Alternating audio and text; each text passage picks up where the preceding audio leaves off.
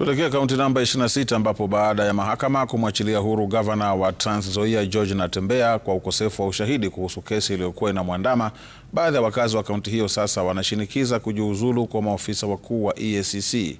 Wakazi hawa wanadai kuwa kesi hiyo ilimdhalilisha gavana huyo na kusababisha serikali kupoteza shilingi milioni 2.5 ambazo mahakama iliamuru zilipwe kwa Natembeya. Pia wakazi wanasema kesi hiyo iliwapotezea muda wa kupata huduma kutoka kwa gavana wao.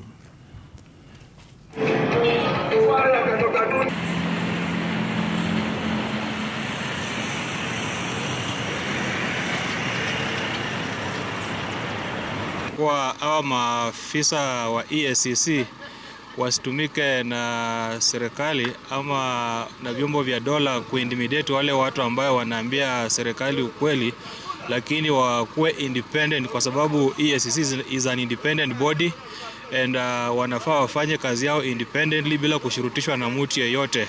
Hata jambo yenye hakuna mnamuita kwa senator. Kama angelikuwa na makosa, si angekuwa amewekwa ndani. Kwa nini leo koti yenyewe imeamua gavana Natembeya ana makosa, alipwe pesa? Na tena hata hiyo pesa tunalalamika ni pesa kidogo sana. Tulikuwa tunatarajia kama wakazi wa Trans Nzoia wangemlipa 50 million. Tunasema kwamba ile mahakama ilifanya kitu mzuri. Na sisi tunataka tuhimize watu wote na vitengo vyote vya serikali kwamba tunataka haki kila mahali, haswa wakati huu ambao tunaingia katika siasa ya 2027.